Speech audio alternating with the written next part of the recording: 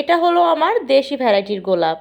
গাছটা ছোট হলেও কিন্তু গাছটা থেকে বেশ অনেকগুলো করেই ফুল পাই। তবে একটা জিনিস দেখুন, ফুলগুলো সব যেন নুয়ে থাকে। যেই ডালগুলোতে ফুল হয়েছে সেগুলো চিকন হওয়ায় দেখুন প্রত্যেকটা ফুল নিচে ঝুঁকে আছে।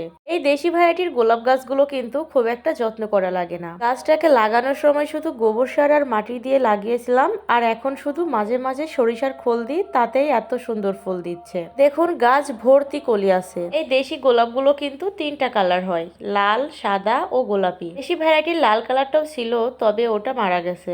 আর এই যে এই গ্লাডিওলাসটা তো এর আগেই দেখিয়েছি, তো এর আসল কালারটা কিন্তু ক্যামেরাতে আসছে না। তারপর এখানে এই যে আরেকটি ফুল ফুটেছে, ডালিয়া। এই ফুলটার সাইজটা কিন্তু এখনো অনেকটাই বড় হবে। আর এই গাছে যতগুলো ব্রাঞ্চ আছে প্রত্যেকটি ব্রাঞ্চে কিন্তু কলি আছে। তারপর এটা হলো ইরানি গোলাপ।